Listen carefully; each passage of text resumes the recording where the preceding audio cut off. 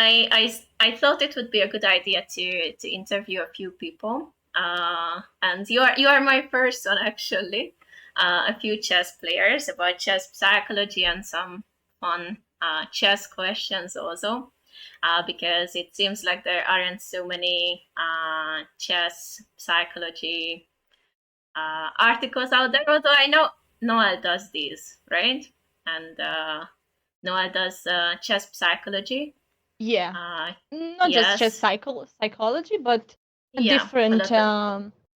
different Mm-hmm, topics. Generally about mm-hmm. chess improvement. Yes, yes, yes, of course. Okay, and I thought Another it would person be that knows yes. Noel.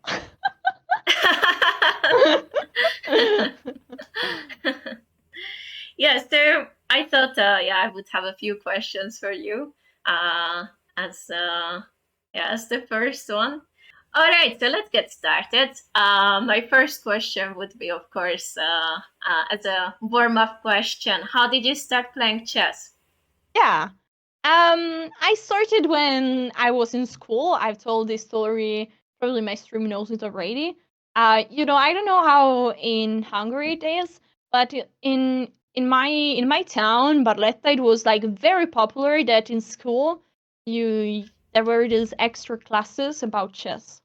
And I Mm-hmm, started in the third class of primary school. I was like around mm-hmm, 7, and I didn't like chess. Then 1 year later, another teacher came, and yes, then she convinced me to play for the school team, yes. and then she convinced me to go to the club, and from there everything started. Oh, I see. And what made you like chess if you didn't like it at first? So at first instance, I thought like, I mean, the first lessons, it was like too slow for me.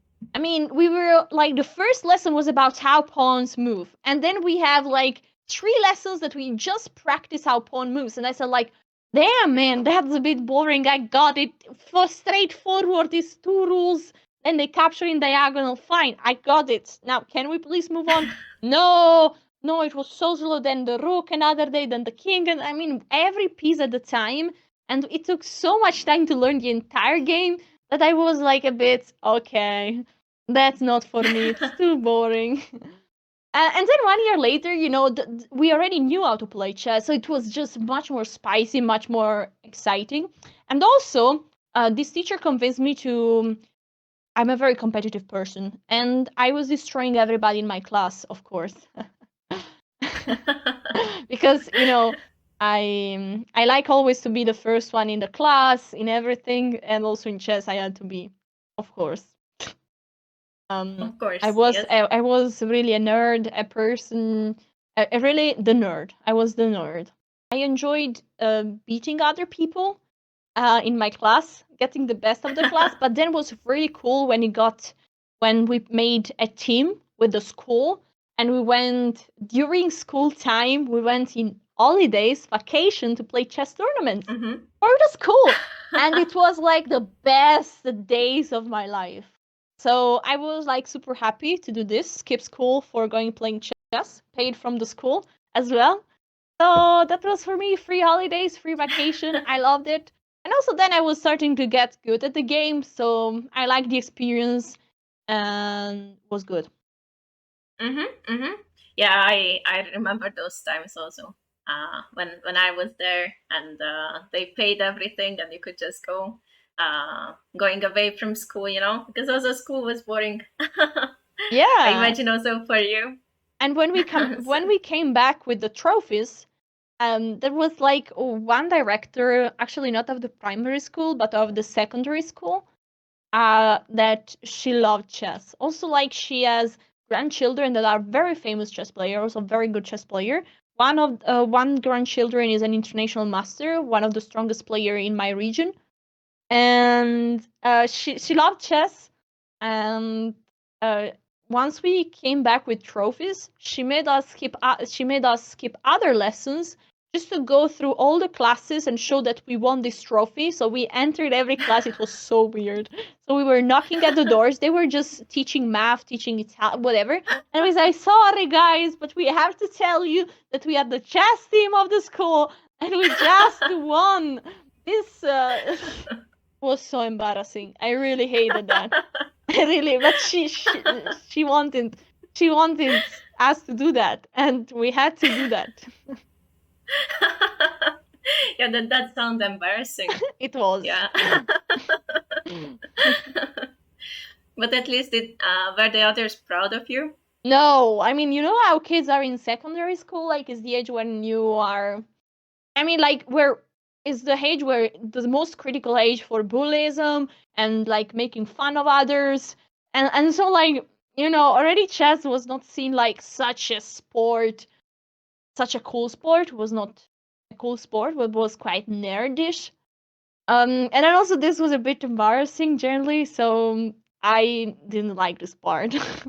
But now it's fun to tell the story about it because I remember the young Alessia being quite people shy, embarrassed, wanted to hide underground while doing these things. But the good part was skipping lessons, skipping classes.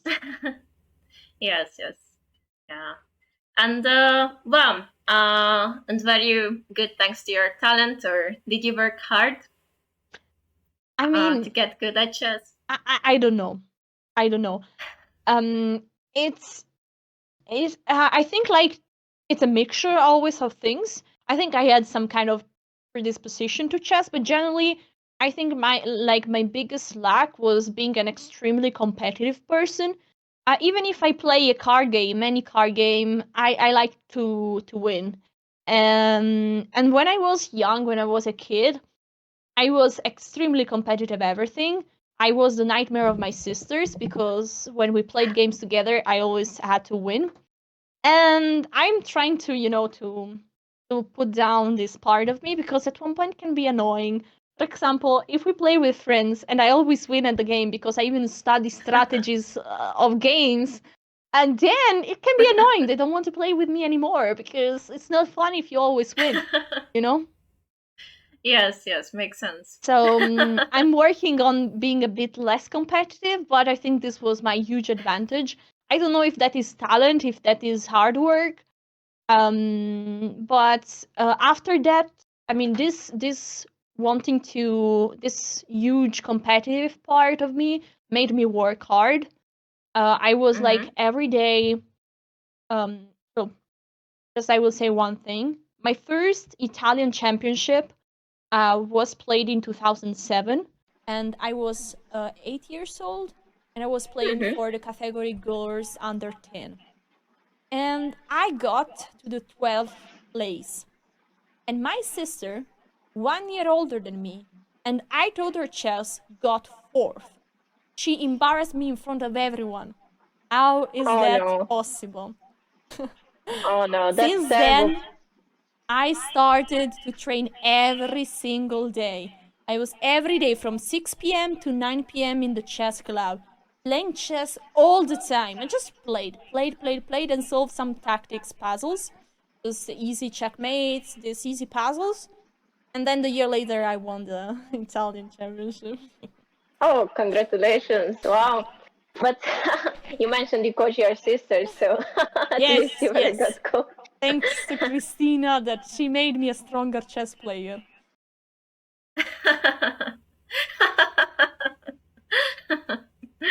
Nice, nice. Do you still have goals in chess? Are you still competing against someone? Listen, if I say no, my chat will ban me. So, in general, it's also not true. I mean, once there was Hikaru. Hikaru entered my stream.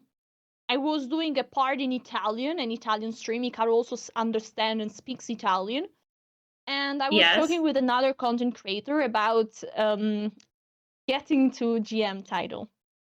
And it was kind of a meme because I think like GM would be possible, but would be like lots of energy, money, time. I mean, I would have to dedicate really seriously to this, but I think would be possible. I don't think it's something unreachable. But it's not really. I'm not ready to sacrifice everything that I would have to sacrifice to get there. And then Hikaru entered the chat when we were talking about that, and you said like, nah, you can maximum win 40 points. And I was like, what is this rule? I mean, I think like there is not really a limit of how much you can improve. It's clear that it's easier to improve when you are a kid, when you are very young, but you can still improve at an adult age. Now the question is, do I want to do that or not? Maybe. For now, I would love to keep working on content and growing my both Twitch and YouTube. And maybe one day, I promised already that at 100k subs on YouTube or followers on Twitch, I will go play an OTB tournament. And I've played already an OTB tournament last year, trying to get a Women International Master norm. I was very close, but then I lost a critical game and didn't get it. And yeah, I think like Women International Master is something that I could reach without too much effort as well. So it could be cool to try to make content, make review while doing that. But maybe we can also try for more. For sure, for sure. Yeah, Women International Master seems very close. Do you also have the norms? I've got two already norms? 2200, but I need the norms.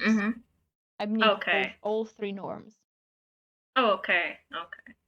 Yeah, I think it would be possible to go for it, for sure. If you tried. Yeah, And I need to play yes. the right tournaments because, for example, I played these tournaments where it was a close tournament. I had to make 6.5 to make the norm. I made 5.5, and you know I had like there was margin. I played a very good tournament, but there was still margin to. There was especially one game that I lost in a position where I had +3 out of the opening, and that was that is a pity when that happened. Yes, yes, I imagine. Yeah, yeah. This norm thing is not the easiest. I know. I had one norm. I was pretty close, but I didn't get it. I mean, actually, I did score the norm, the Woman Grandmaster norm, back in the day, but there was no international arbiter at the tournament, and that's why they didn't give it. Wait, cannot you get the norm backward afterwards? No, we tried, but we couldn't because yeah, they didn't sign an international arbiter, so so I didn't get it. Dang, that's sad. Yes, it's pretty sad. So yeah, it's not so easy to get norms. I know. Yeah. Yeah, you mentioned that Hikaru came to your stream and said that you can maximum get 40 rating points. How did it feel that he said that? Did you feel angry with him or wanted to prove him wrong? I mean, I could prove. I mean, if Hikaru wants to put me a nice bounty for me getting 50 points, I mean, I'm ready to go anytime, you know? But generally, no, I don't feel angry. But I think, like, that. Um, I just think, like, his answer cannot be taken as, like, even if he's Hikaru, his answer is not, like, a rule, because there is not actually a rule, and there are lots of examples of people that win lots of rating even if in an adult age, even at a very old age. There is a student of Noel that won like 100 rating points at an age of 70. So, and he was, Wow. yeah, and he was losing points before starting, um, um, starting having lessons with him. So, he was in a, but then with the right training, with the right approach to the game, you can do progress at any age. So I really don't agree with Ikaru at this point. I think he has some reason why he says it, and the truth is that mostly adults are very busy, and it's hard that they can put the right effort in the right way to improve at the game, as teenagers are able to do, because they have lots of free time, few responsibility. and like their mind is quite fast at acquiring new skills. So it's definitely harder for an adult for different points of view, but it's definitely possible, and I strongly believe that. Yes, I agree with you. Yes, but indeed the issues they can't. Well, not can't, but yeah, they have issues gaining rating and improving because, of course, they have a lot of responsibilities, what you don't have as a child or teenager. Indeed, yeah, yeah. Let me shortly thank John Yes. for the raid. Thank you so much, John. I appreciate it. Yeah, for example, John is a super strong FIDE master from Australia. Is differently young, but is very, very good at the game. And he's improving. He's improving. I remember flagging him all the time, but now, he's getting better, Like I will, of course, and Yeah, yeah, you you won't have a also have chance to. some you also have some possibilities there. Thank you. So, talking about flagging, what do you think about people saying flagging is unfair? I mean, I don't know. I honestly think like flagging is not the most romantic, the most like and it's not such a way to win a game that you could be like super proud. It's not like winning with a brilliant attack. But if you play 3+0 is part of the game. And honestly, I find it a bit very strange people that think like if somebody flags you, I mean, you are playing 3+0, there is no increment. If the time gets to 0, it's your problem. You were slower, and it's your own problem. So Mm-hmm. I just don't understand the position of people that are upset about flagging. Yeah, of course, of course. I also get it many times that, but I was winning, you just flagged me. But yes, indeed, the clock Don't is play part three of the plus game. zero. Be faster. But what if it's an over the board game? Have you ever flagged anyone over the board? No, that's such a pity. Now, over the board is, I mean, probably a blitz game for sure. In a blitz game, some short time controls, but I don't think that over the board classical chess I've ever flagged somebody. And I mean, if they flag again, it's their fault. Um, Yeah, it's their fault. yeah, that's yeah, yes, of course.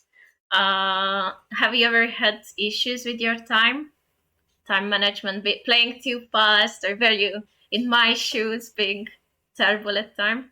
Well, time management is something that is um is like super important. And I'm generally a very confident person. I don't know if you noticed that. Tiny little bit, maybe. So when I do mistakes, it's usually me being too fast rather than me being too slow. Usually. But I've also had some moments where I've been less confident than other moments. And then I was always having also issues with my time. For example, there was a tournament, this famous tournament played in India. Was the World Junior Chess Championship, and I lost 134 points, which is really a lot in one tournament. Yes. But I always say that Indians are rating vampires. They take all your rating. And never go to play a tournament in India. It's very dangerous. Okay. Now, generally, it's like that people in India play very few rated tournaments, and so they improve without having the rating matching their skills, their actual skills. And then when they play international tournaments, their rating is maybe 1600, but they play already like a 2000. And well, that's quite problematic because of obvious reasons, right? So Yes, right. in this tournament, I lost lots of points, and after it in the next two tournaments, I remember having problems with time management, thinking a bit too much, sometimes second guessing. And there's a very cool video on YouTube that I really love is about Magnus Carlsen. He explains why confidence has helped him to be probably the strongest. Let's put it that way, one of the greatest player of all time in chess history. And he says that he would always choose being confident and getting burned sometimes, like making mistakes sometimes, rather than second guessing every action. And Hmm. I truly support this view. And I think that's I have sometimes been just too fast. Sometimes, for example, my opponent is in time trouble, and I don't want to give them time to think, and then I also go fast. But there you need to use the time smart. So you need to be fast in some cases, but take time in some other cases. And I've not done it in the way I should. I noticed that yesterday.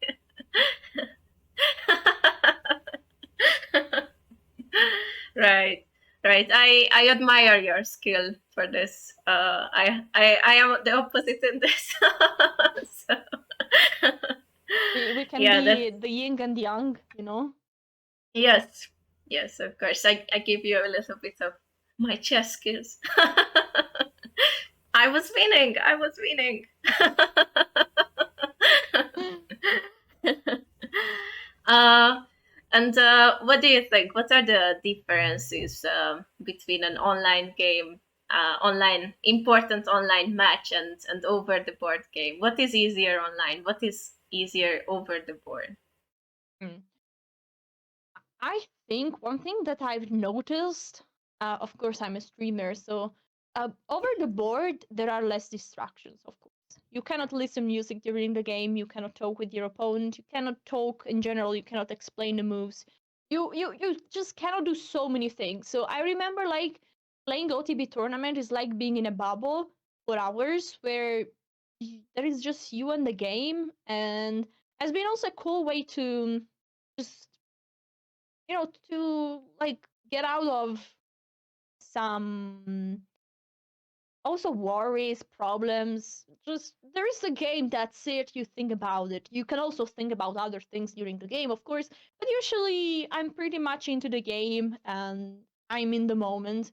And the line, of course, is so much different. There is like the dog coming in, there is the music, there is the chat if you're a streamer, there is there is just another situation. But one other difference is that it's much easier to keep an eye on the full board when you play online. Over the board, like the chessboard is big, and to keep an eye on the entire board is harder than online, I think. Yeah. Yes, yes, true, true. And which one goes better for you? Playing online or over the board? When are you better? Just asking for future. If in case we play over the board. I think I'm good in both cases.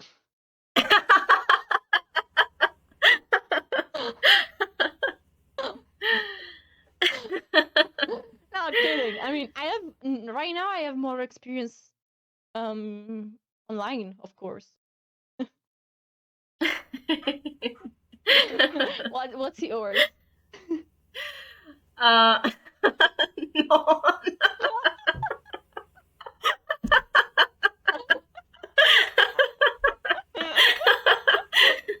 We really complete each other. Maybe online a little bit, yes.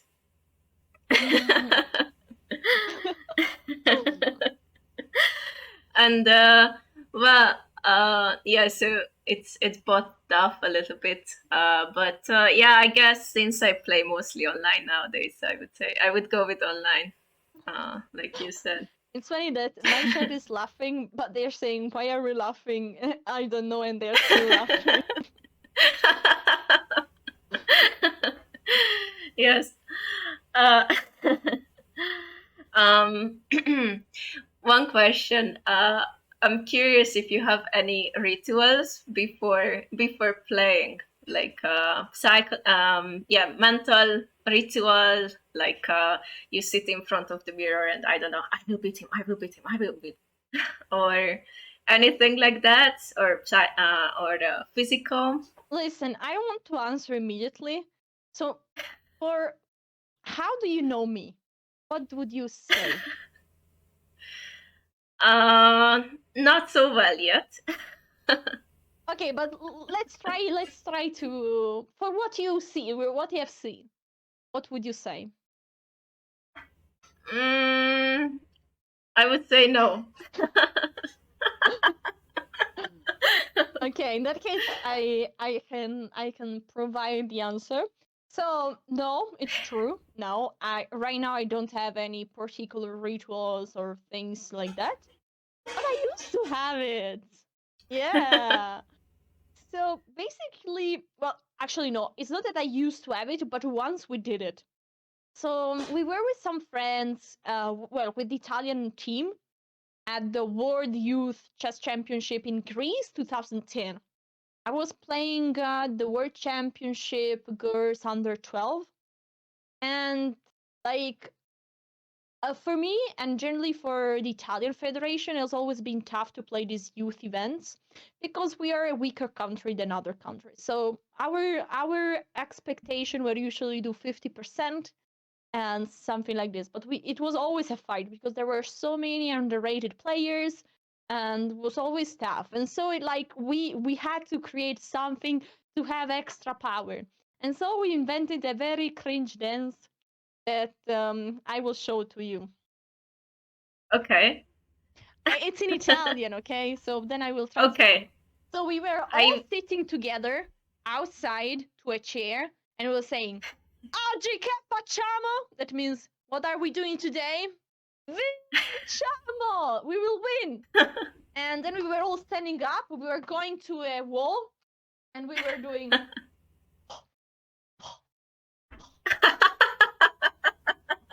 and that was the ritual. Yeah. Did it work? And then we lost all three miserably. maybe you should have invented another ritual then. You know, if it doesn't work, you need to change it. I swear there is even a video about it, but I don't know. I can ask this the guy that took the video if he still has it.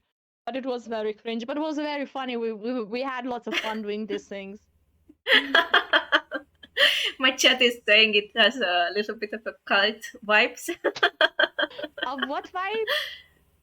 Cult, you know, where the cult. I don't know how to. I don't know this word. Cult. Like you know, where people are separated from the bird, you know, and they are just between themselves. Yeah. Yeah, got it. Yeah, it was a bit. But it was fun. I mean, we just made it. We were just relaxing after, in the morning. Usually, you prepare for the game shortly, and then once you're finished, you can basically chill with other guys. And we were chilling and like saying, "Okay, guys, come on! Yesterday we all lost. We had to try something." And then we did this, and we all lost again.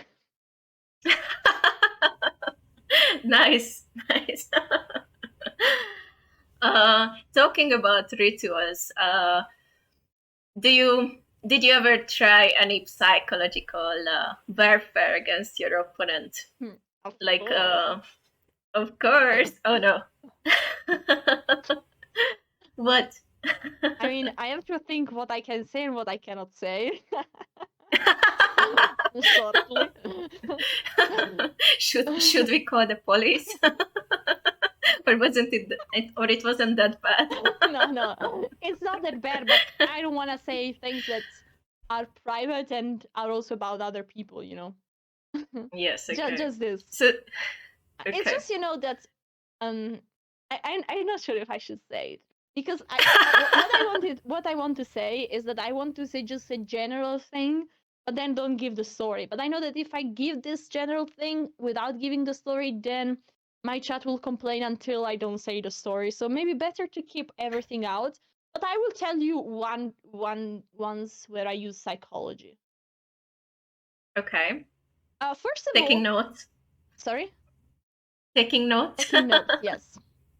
So first of all, I think that generally like how you stand, how you sit at the board, how you are at the board, generally your body language gives a lot away of what is your feeling. For example, like at the beginning I was not caring about it, but especially in the last years, I just play OTB chess with freedom. I'm much less stressed about results. And so I can just enjoy the moment and also be confident and enjoy the moment. So I think like I have a small advantage there over many of my opponents because I play with ambitions, but without then too much. I'm ambitious, but I don't, doesn't matter if the result is not good. I don't suffer. Like I'm still it's shit. It's bad to lose, but it's not as bad as it was before. Maybe um, it's like such a nice mode to play. I think because I can enjoy. I always try to win. I always try to give my best. I always prepare. I always do things like that. But I don't win. Shit happens. I move on, and that's it. And I think like this gives me a very good psychological advantage over my opponents, uh, because I still give my best, and I can give my best in a like mm,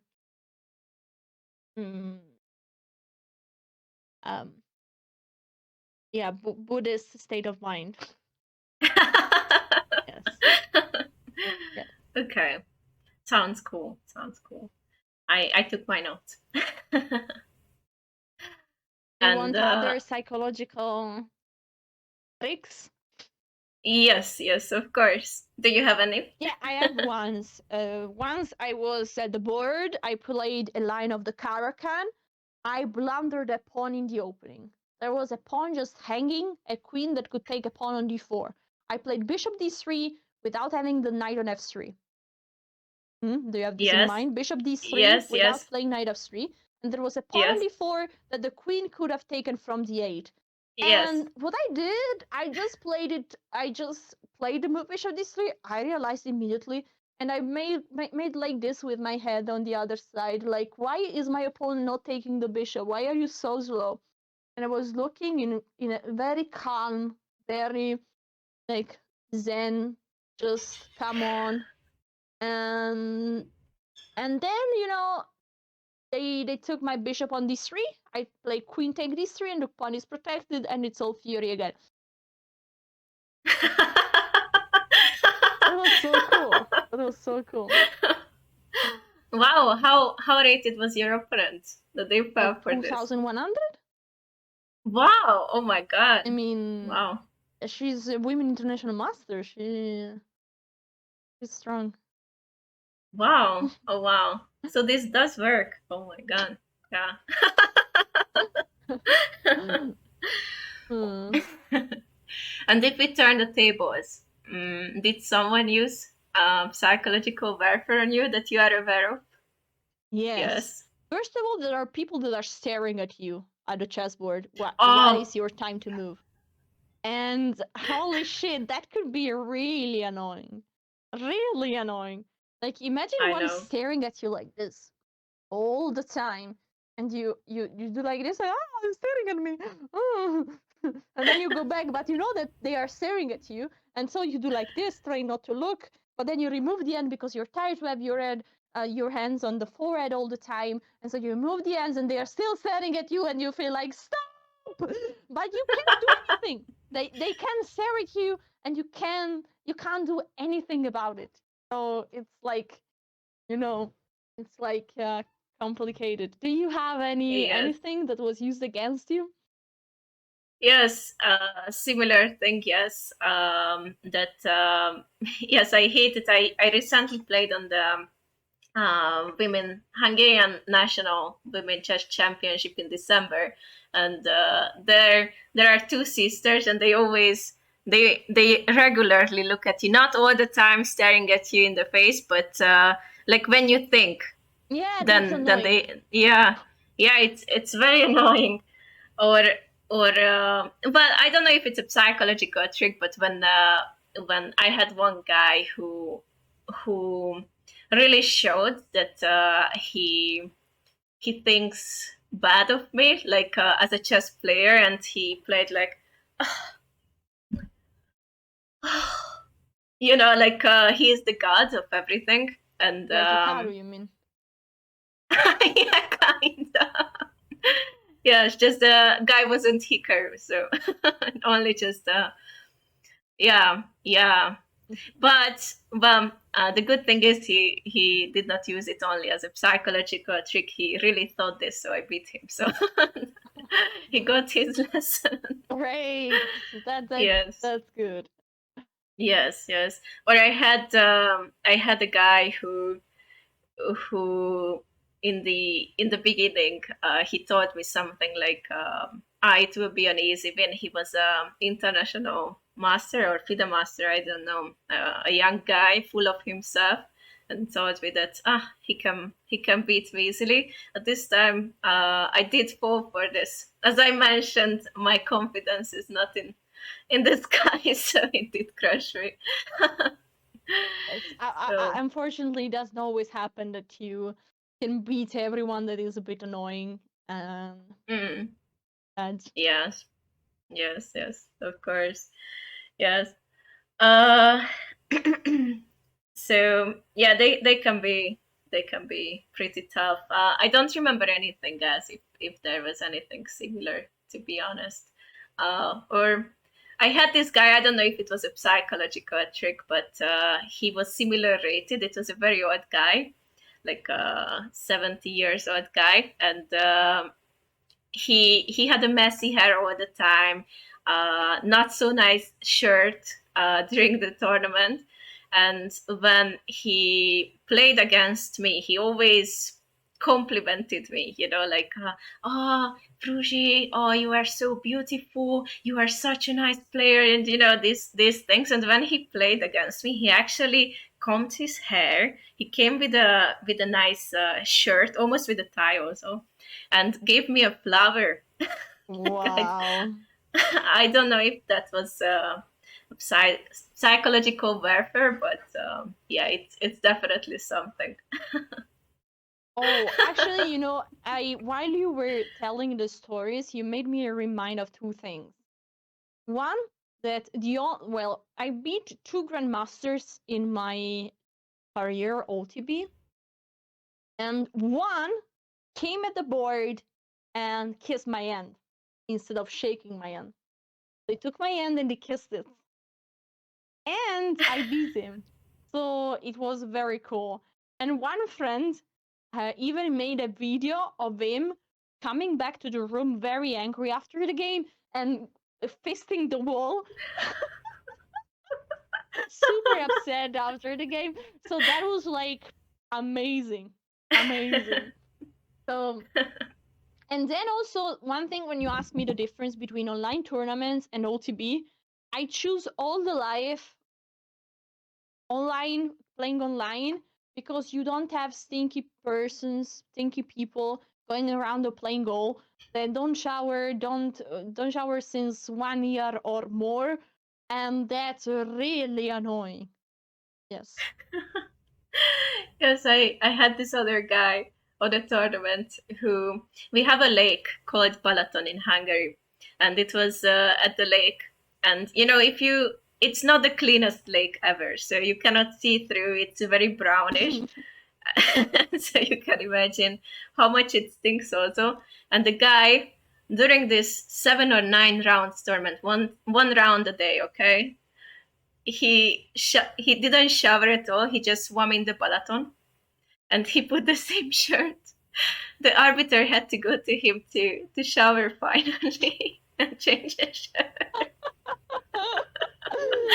No, it's cool that the arbiter did it, because sometimes, it's not that there's something that the arbiter can really do.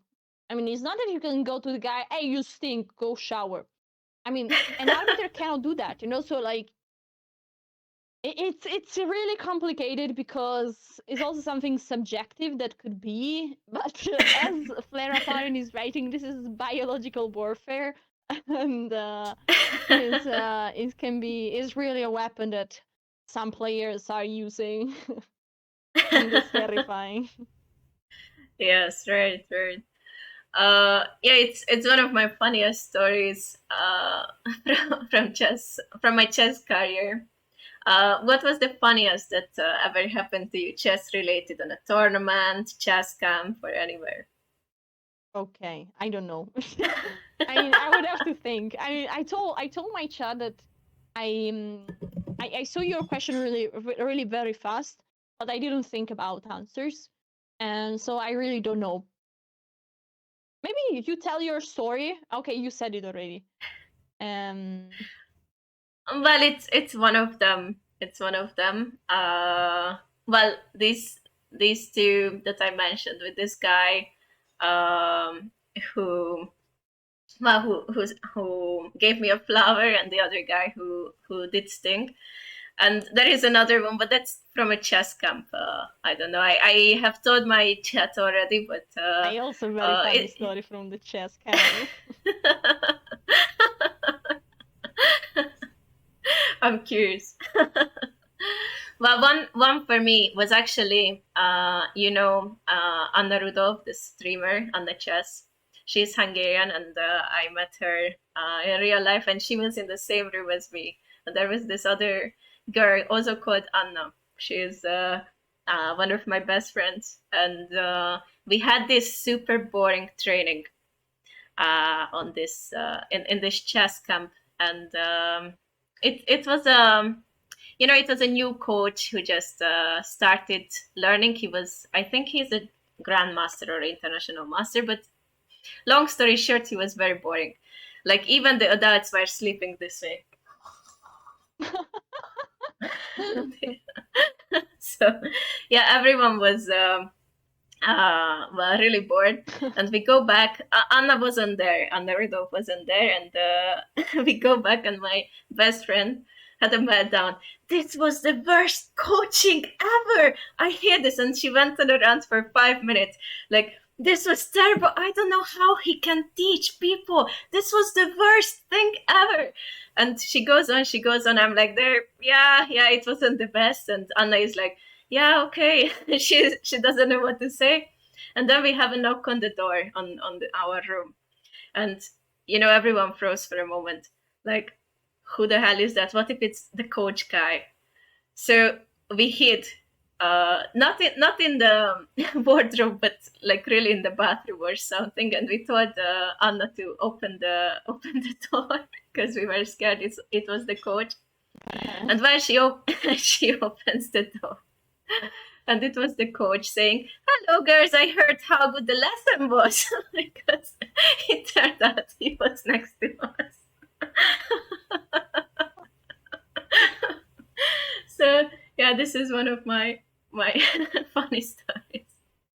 Well, that was not perfect indeed. What about you said you have a story from chess camp. Well, this is not something that you know, not always you can share on the internet, but but the, like chess camps were always fun. Uh, my chat, wants to listen these stories, but you are getting absolutely no stories. Uh, but my funny memories. No, actually, no. Kidding aside, I am. I there are like there has been like a period in my life that has been like super funny to go to tournaments because I had a nice group of friends that we met just through tournaments, and like we just like had really lots of fun. Then also the chess camps. Usually, the Italian Federation is organizing chess camps every year, and is inviting like the most talented women or girls, and and the most talented men or boys. Usually they do like, well, it's not usual, but sometimes they do just with the national team. So they just get the top 5 or top 6, whatever it is, top players. And sometimes they do like the top players plus another group for the youngsters. And one year they did the youngster group, and I was in there. And it was like really funny because for the first time, we were not competing against each other, and we were just there to like learn. And it was there was no competition, so we got to know each other, and we had fun. And I remember that every evening we were getting in the room talking about boys and things like that, of course. And then we started to organize prank for everyone, and that was like amazing. We did different pranks. Some were epic fails, some were quite good. For example, there was one guy that was always calling at night. It was in the room next to our room, and he was always calling with the open window. And and we just waited for the right moment um to open up our window and to throw the toilet flush. And like that, it felt weird because he was explaining what he was doing, and then we throw the toilet flush that it looked so weird. But we were just in the room next to him, and so he was with the windows open talking. And so this was a good prank that was perfectly succeeded. It was funny in the moment. So like the flash, the water, like you throw, you push, and all the water comes in, and it feels like it was popping. But instead, at the phone, he was saying like, "I'm doing this right now, and I'm doing that right now," and instead, then there is just a toilet flash. That is weird, you know.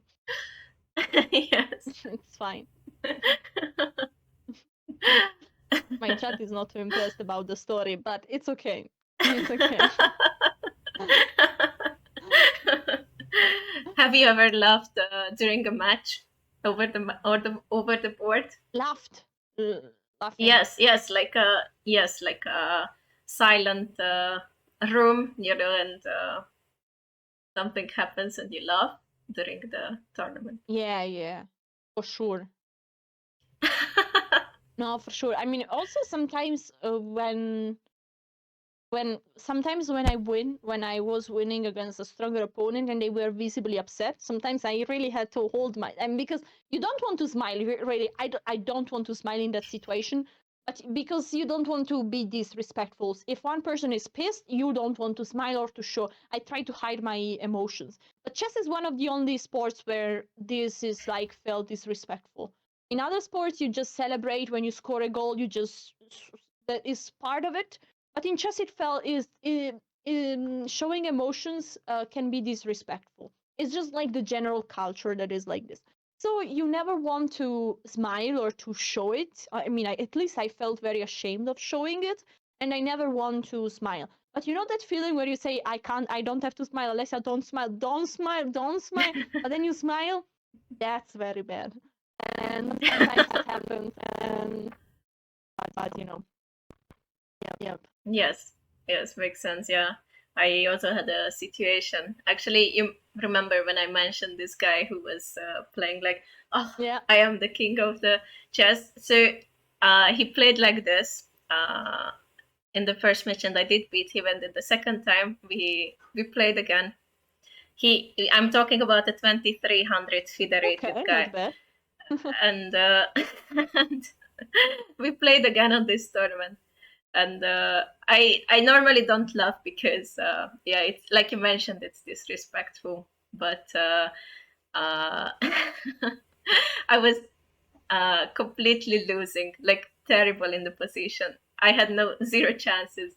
And this guy back in our second game, he did play respectfully, like like serious face, normal movements. He did He respect me took at you that point. serious.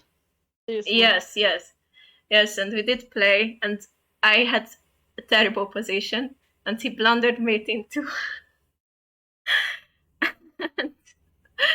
and well, I'm not proud of myself, but I did have this feeling like don't smile. And I was walking to the arbiter with this face that. KK hold. Do you know this emoticon?